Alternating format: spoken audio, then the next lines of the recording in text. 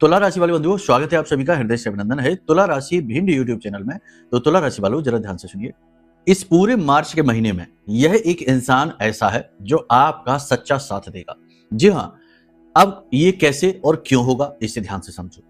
क्या होता है कि समय और काल पर जिस प्रकार से ग्रह स्थितियां बनती और बिगड़ती रहती हैं, यानी कुछ ग्रह शुभ स्थिति में होते हैं और कुछ ग्रह अशुभ स्थिति में होते हैं। तो ऐसे में जो ग्रह शुभ स्थिति में होते हैं, उन ग्रहों से जुड़े हुए लोग पॉजिटिव स्थिति में आ जाते हैं, यानी आपको सपोर्ट करने लग जाते हैं।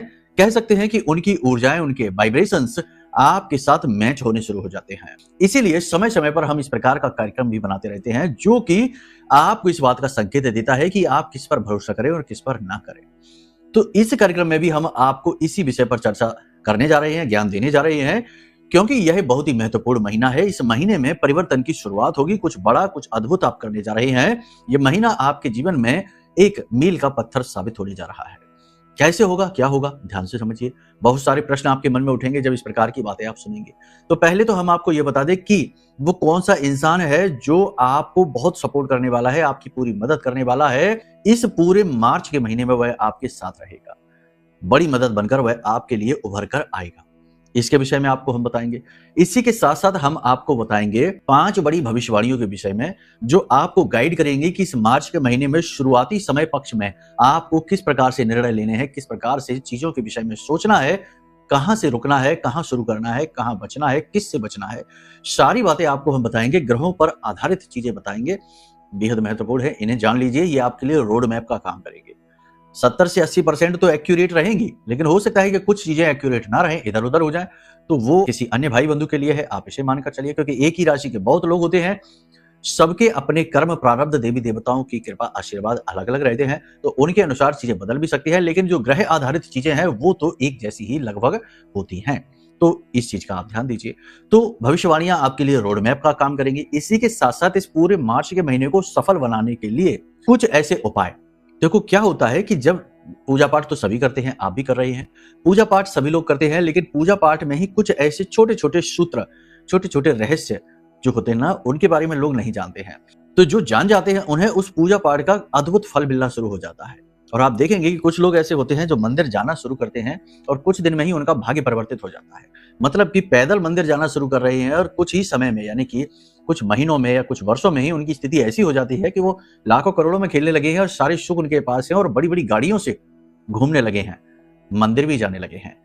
तो कैसे भाग्य परिवर्तित हो गया। और कुछ लोग ऐसे हैं जो जीवन भर मंदिर जा रहे हैं, जीवन भर पूजा कर रहे हैं, जीवन भर अच्छी तरीके से रह रहे हैं, लेकिन तब भी टस से मस स्थिति नहीं हो रही है, सब कुछ ज्यों का त्यों है, उलझा हुआ, फंसा हुआ है। ऐसा क्यों होता है? सूत्रों का, यानी कि देखो, काम तो सब करते हैं, लेकिन काम करने में कुछ ना कुछ छोटे छोटे भेद होते हैं, जिन्हें समझना बहुत आवश्यक है, बारीकियां। जैसे कि हमारे जमाने में, पुराने जमाने में कहावत कही जाती थी कि चने तो एक मजदूर भी खाता है, मजबूरी में खाता है, क्योंकि उसके पास कुछ खाने के लिए नहीं है, तो बेचारा पेट भरता है। चना उसका पेट भरने का काम करता है। और चना एक पहलवान भी खाता है, मजबूरी में नहीं खाता, ताकत के लिए खाता है। तो वह पहलवानों जैसा तगड़ा शरीर बना लेता है और उसका पहलवानी का शौक पूरा हो जाता है। और वही चना घोड़ा भी खाता है और बहुत तेज गति से दौड़ता है, हॉर्स पावर क्रिएट करता है। तो चना तो वही है, बस खाने के भाव और नियत और तरीके अलग अलग हो गए। इसकी वजह से चना वही होने की वजह से उसने अलग अलग गुण दिखा दिए, अलग अलग प्रभाव दे दिए।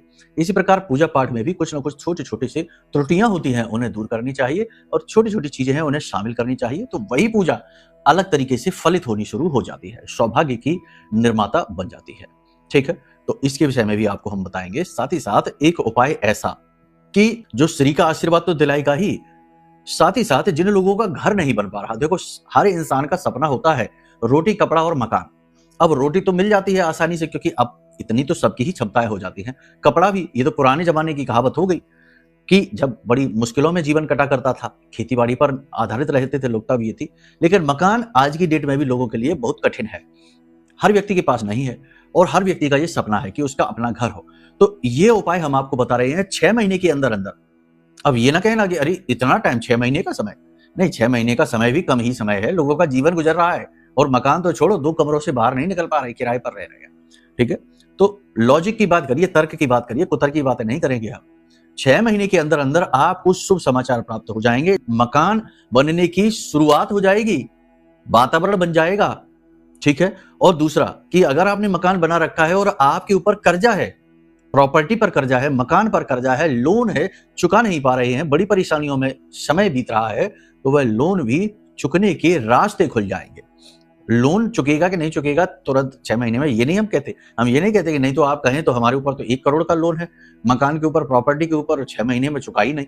नहीं, चुकने के रास्ते आपको मिल जाएंगे, फिर आसानी से चुक जाएगा। ठीक है, बात लॉजिक की ही करेंगे, कुतर्क की बातें नहीं करेंगे, तो इसलिए चीजों को गंभीरता से समझिए। अब आप कुतर्क न करने लगना, क्योंकि कार्यक्रम एक तरफा है, हम बोल रहे हैं, आप सुन रहे हैं, तो बेहतर है कि आप आराम से सुने और चीजों को समझें। जब आप हमारे सामने बैठे तो फिर आप कुतर्क करेंगे तो हम उसको भी आपको समझा देंगे, फिर ये समय लेने वाली प्रक्रिया होगी, है ना, आप समझते हैं। तो कहने का मतलब यह है कि आप ध्यान से चीजों को समझिए, ये चीजें जीवन को बदलने वाली हैं। हमारे अपने अनुभव हैं, हमने जिनको बताया उनके जीवन में जब अच्छे अनुभव मिले तो ये उनके अनुभव हो गए, अब आपको बता रहे हैं तो आपको भी अनुभव मिलेगा, फिर ये आपके अनुभव बन जाएंगे। आप खुद हमें बताएंगे, गुरुजी बहुत बहुत आभार आपका कि हमारा काम बन गया, हमारे मकान की शुरुआत हो गई, भूमि पूजन हो गया, और बहुत अच्छी बात रहेगी ये। ठीक है, तो चलिए इन्हीं सब शुभ विचारों के साथ कार्यक्रम की शुरुआत करते हैं। महामाई के दर्शन करिए, प्रेम के साथ बोलिए, जय मां भद्रकाली कृपा करो। माई के साथ भाव और गहरा जोड़िए और साथ ही साथ ये भी लिखिए कि हे महामाई, मैं भी आपके परिवार का हिस्सा हूं, आपका बालक हूं, हम पर कृपा बनाए रखना। ठीक है, तो चलिए अब अपने मूल विषय को शुरू करते हैं। बात करते हैं भविष्यवाणियों की, ग्रहों पर आधारित, उसके साथ फिर आगे बढ़ेंगे उपाय, क्रियाओं, सावधानियां, बहुत कुछ है आपके लिए, सब कुछ ध्यान से समझिए। तो चलिए शुरू करते हैं। जय माई की। बंधुओं, ज्योतिष और तंत्र विद्या के क्षेत्र में आचार्य अमित एक जाना माना नाम है। पूज्य गुरुदेव के साधनाओं और ज्योतिष विद्या के अनुभव बेहद दिव्य है। जी हाँ, पूज्य गुरुदेव ने जिसकी भी कुंडली का विश्लेषण किया और कुंडली के अनुसार उसे सटीक उपाय व महामाई माँ बगलामुखी की विशेष कृपा दी, उसके जीवन में सकारात्मक बदलाव तो आ ही है। फिर चाहे समस्या कितनी ही कठिन क्यों ना हो, समाधान तो अवश्य हुआ है। अब ऐसे में यदि आप भी अपने जीवन की किसी बड़ी समस्या से जूझ रहे हैं, जैसे कि कर्जा बढ़ता ही जा रहा है, काम धंधा और व्यापार सब रुक चुका है, रिश्ते नातों में तनाव हद से ज्यादा बढ़ गया है, पूरा जीवन ही नकारात्मकताओं से भर गया है, तो ऐसे में यही सही समय है जब आप श्रेष्ठ गुरु से मार्गदर्शन प्राप्त करें और जीवन के अंधकार को समाप्त कर दिव्य प्रकाश की ओर कदम बढ़ाएं। वीडियो में दिए गए नंबरों पर तुरंत संपर्क करिए और अपनी कुंडली का विश्लेषण व समाधान पूज्य गुरुदेव के द्वारा करवा लीजिए। देर ना करें, आपके देवी देवताओं के आशीर्वाद से ये मौका खुद चलकर आपके पास आया है, इसे गंवाना नहीं है। अभी फोन करें और गुरुदेव से मार्गदर्शन प्राप्त करें। महामाई आपका कल्याण करें। धन्यवाद। तो जैसा कि हमने आपसे कहा कि इस समय और काल पर ग्रहों की स्थितियां ऐसी हैं जो आपके जीवन में गति लाने वाली हैं, गति आएगी, आध्यात्मिक अनुभव आपको प्राप्त होंगे। पूजा पाठ करने वाले लोगों के लिए सकारात्मक समय है, उनकी उन्नति के मार्ग खुलने शुरू हो जाएंगे। जो भी काम आपने सोच रखे हैं और वो आगे नहीं बढ़ पा रहे हैं, किसी न किसी बात से रुकावटें आई जा रही हैं, वो रुकावटें अब हटेंगी और कार्यों में और जीवन में गति आनी शुरू हो जाएगी। छोटी छोटी उपलब्धियां आपको मिलनी शुरू हो जाएगी। नौकरी कार्यस्थल पर आपके लिए वातावरण सकारात्मक बनेगा, लेकिन कुछ ना कुछ कार्य आपसे ऐसे करवाए जाएंगे जो आपको अच्छे नहीं लगेंगे। हो सकता है कि आपकी नैतिकता के वो खिलाफ हो, तो ऐसे में आपको विरोध नहीं करना है, अपोजिट नहीं जाना है, कुतर्क नहीं करना है। आप किसी के यहाँ नौकरी करते हैं तो ये आपको वहां पर दायित्व मिला है कि आप करिए। हाँ, बहुत अनैतिक ना होइए, लेकिन कुछ तो ऐसी चीजें हैं जो आपको सहनी पड़ेंगी। ठीक है, उच्च अधिकारियों के साथ विरोध ना करिए और सहकर्मियों के साथ अपने जीवन की बातें, अपनी भावनाएं शेयर ना करिए। ये सावधानी आप रखिए। यहाँ पर चंद्रमा का केतु के साथ गोचर है, बहुत अच्छा रहेगा, लेकिन थोड़ा बहुत ये नेगेटिव भी रहेगा, सुखों से दूर करेगा, रिश्ते नातों से दूर करेगा। कहीं ना कहीं किसी न किसी रिश्ते के साथ, व्यक्तिगत रिश्ते के साथ थोड़ा सा तनाव की स्थिति बन सकती है। भाई बहनों के साथ भी थोड़ा बहुत किसी बात को लेकर नोक झोंक, तनाव हो सकता है। मन में भी किसी प्रकार की कुंठा रह सकती है। जीवन की जो निराशापूर्ण स्थिति है वह आपको परेशान कर सकती है, लेकिन कहीं ना कहीं थोड़ा बहुत कॉन्फिडेंस भी आपके पास रहेगा। जो लोग विवाह योग्य हैं उनका विवाह तय हो जाएगा। जो नौकरी ढूंढ रहे हैं, रोजगार ढूंढ रहे हैं, उन्हें रोजगार प्राप्त हो जाएगा।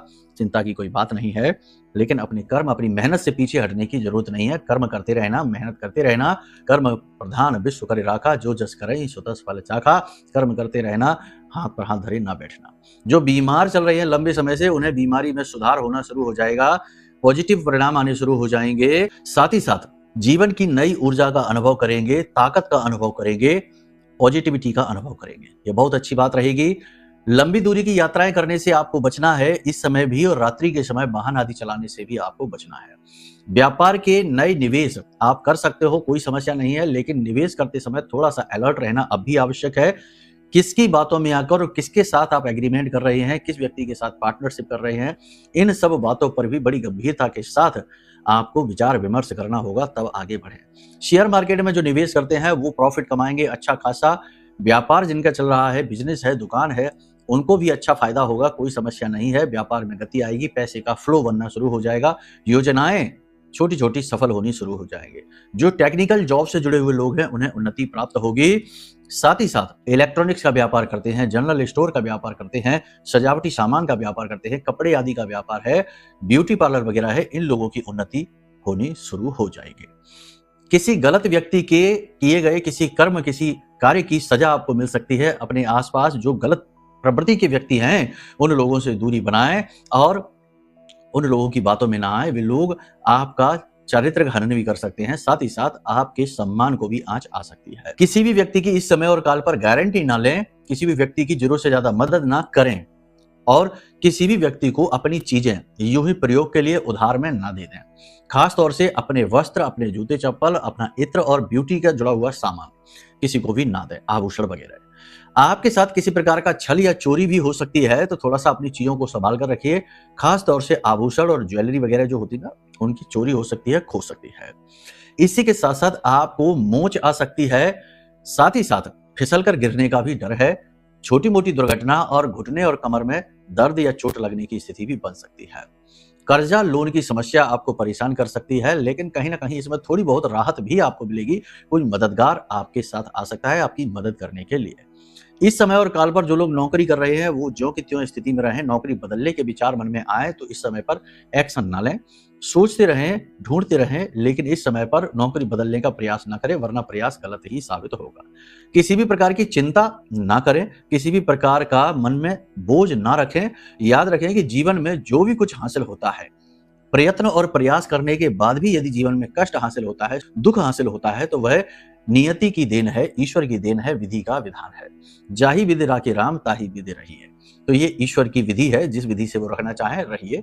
इसमें दुखी या व्यथित होने से, परेशान होने से कोई फायदा नहीं है और कोई इसका कारण भी नहीं बनता है।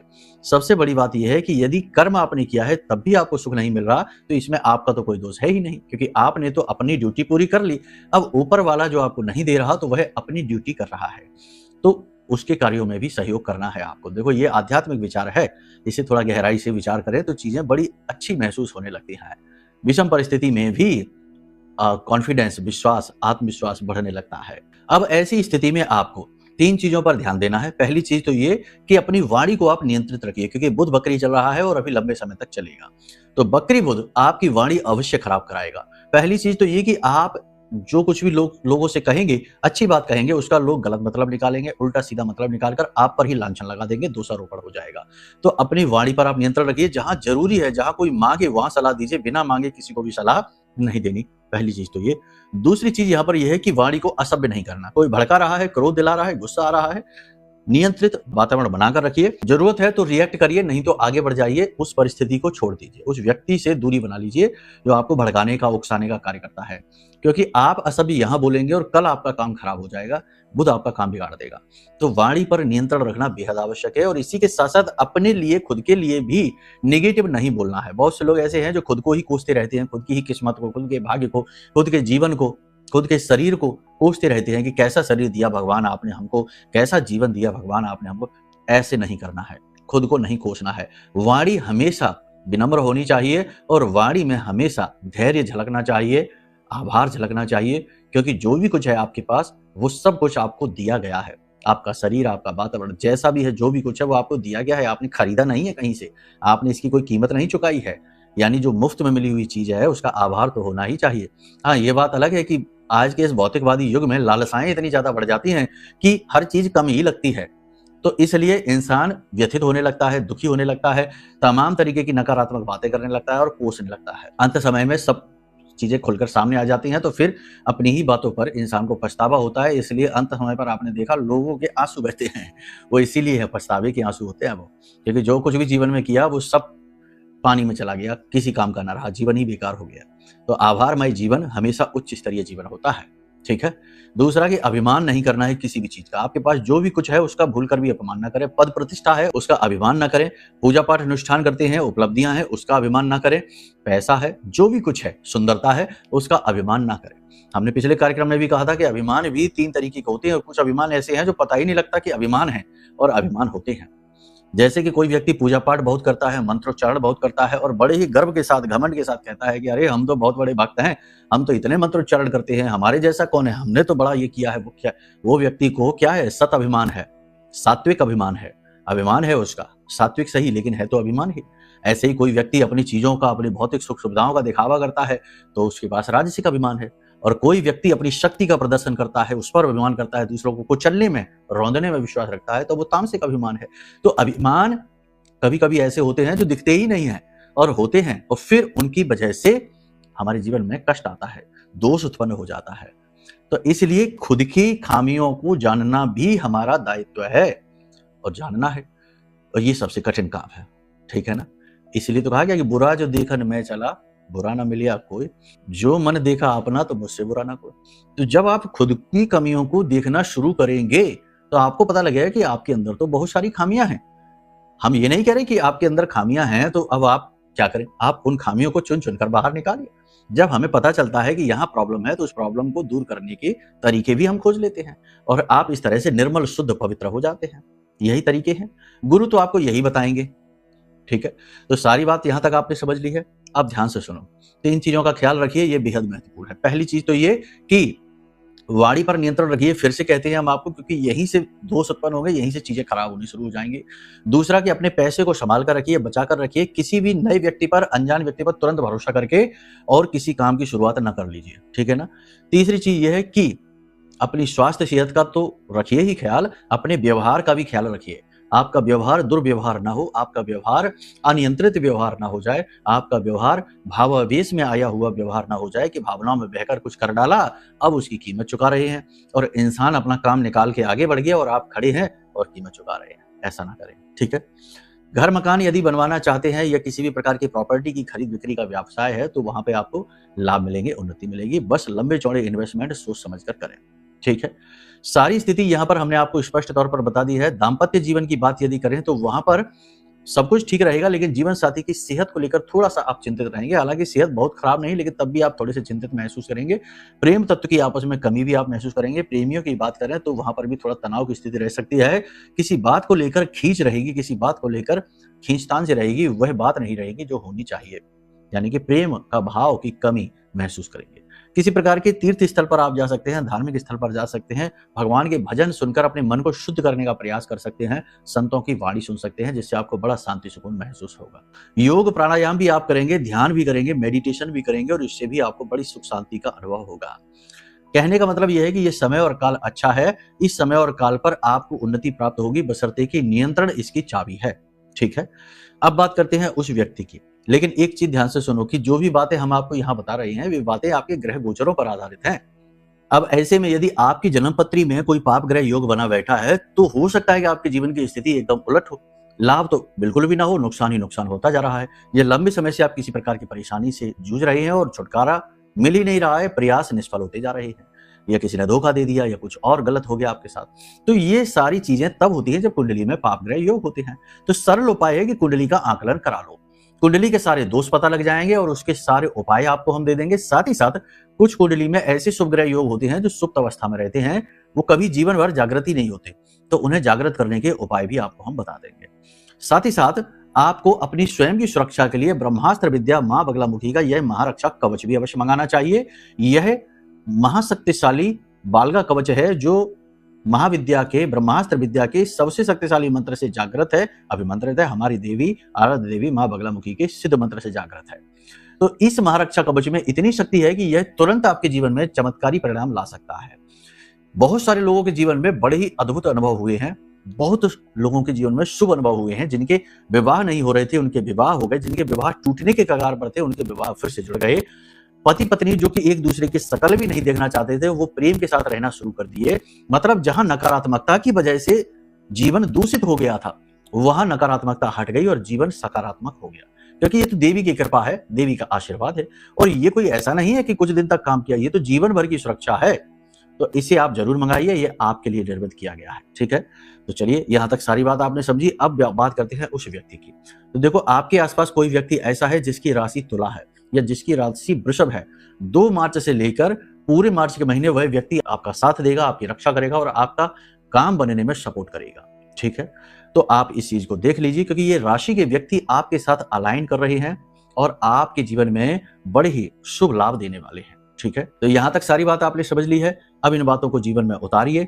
बात करते हैं अब उपाय की। वह उपाय जो आपको घर मकान बना कर देगा 6 महीने के अंदर अंदर। इसे भी जान लो और करना शुरू करो। 6 महीने के बाद बात करेंगे मकान बना के नहीं बना। ठीक है, तो इस उपाय के लिए आपको क्या करना है, शनिवार के दिन से इस उपाय को आप प्रारंभ करेंगे। इस उपाय को प्रारंभ करने के लिए आपको कुछ चीजों की आवश्यकता है। एक लोहे का दीपक की आवश्यकता है।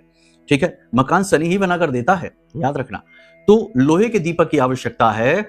समी का पौधे की आवश्यकता है। समी का पौधा अपने घर में ही आप लगा लीजिए, बालकनी में लगा लीजिए। तो शमी के पौधे की आवश्यकता है। तो शमी के पौधे के नीचे लोहे का दीपक सरसों के तेल से जलाइए। चौमुखी दीपक होना चाहिए, यानी उसमें 4 बातियां होनी चाहिए। चौमुखी दीपक प्रतिदिन आप जलाना शुरू करिए, किसी भी शनिवार के दिन से। पहला काम तो आप ये करिए, प्रतिदिन जलाइए।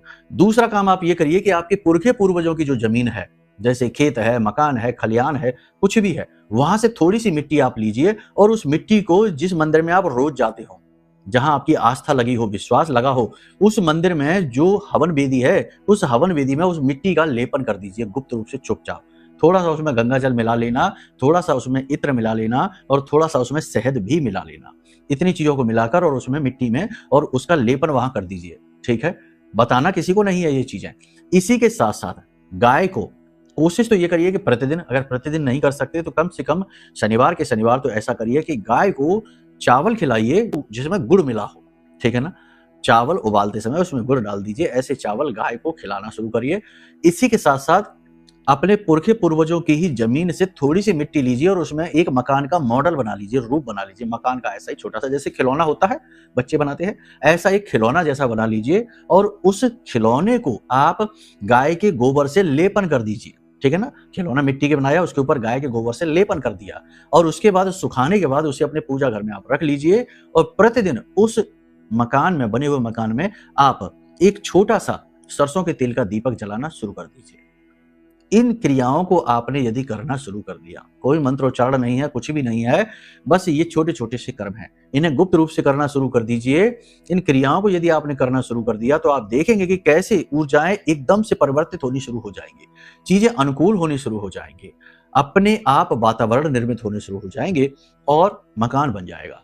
ठीक है, अब इसमें भी पेच है। देखो, हर बात में कुछ ना कुछ भेद होता है, पेच होता है। यदि आपकी जन्म पत्री में शनि खराब होकर बैठा है तो आपको 48 वर्ष की उम्र से पहले वो मकान बनाकर देगा ही नहीं।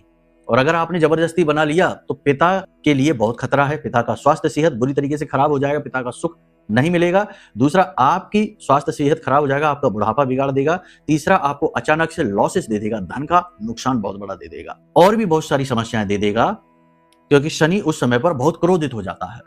तो अब आपकी जन्मपत्री में शनि की स्थिति यदि अच्छी नहीं है तो इस उपाय को करने से पहले आप कुंडली दिखाकर शनि की स्थिति को दुरुस्त कर लीजिए, अनुकूल कर लीजिए, फिर इस उपाय को करिए। नहीं तो मकान तो आपका बन जाएगा लेकिन शनि आपकी पत्री में खराब होकर आपको कई दुष्परिणाम देना शुरू कर देगा। ठीक है, तो इस प्रकार के उपाय इसीलिए बताए नहीं जाते कि लोग समझते नहीं है, बस करना शुरू कर देंगे, काम तो हो जाएगा लेकिन दूसरी समस्या खड़ी हो जाएंगे, इसलिए ये उपाय नहीं बताए जाते। अब हमने बता तो दिया लेकिन आपको पूरी बात सुननी है, तब निर्णय लेना है। ठीक है, तो चलिए इन उपायों को करिए, सावधानियों को रखिए, जीवन सुंदर है, इसे और सुंदर बनाइए। ठीक है, आस्तिक रहिए, धार्मिक रहिए, सात्विक रहिए, आशावान बने रहिए। तो अपनी वाणी को यहीं पर हम विराम देते हैं। मन में यदि कोई प्रश्न उठे, जैसे कि कुंडली आकलन कराना है, महारक्षा कवच लेना है या कुछ और भी जानना है, तो कॉल कर सकते हैं। वीडियो में नंबर दिए गए हैं, धाम के नंबर हैं। कॉल करने का समय है दिन में 10 बजे से लेकर शाम को 4 बजे तक, इसके बाद, इसके पहले नहीं। ठीक है, तो चलिए प्रेम से बोलिए जय माई की, जय मां बगलामुखी। हमारे प्रिय और परम पूज्य आचार्य जी ने अपनी साधनाओं के अनुभवों पर आधारित शक्तिशाली उपाय और क्रियाओं के माध्यम से हजारों लोगों के जीवन को पूरी तरह से बदला है। आचार्य जी के द्वारा बताया गया हर एक उपाय इतना सटीक और कारगर होता है कि जो भी इसे पूरे भाव के साथ कर लेता है उसे साक्षात महामाई की कृपा और आशीर्वाद प्राप्त हो जाती है। इसलिए निसंकोच इन उपायों को पूरे भाव के साथ करिए, आपका कल्याण होगा। जय माई की।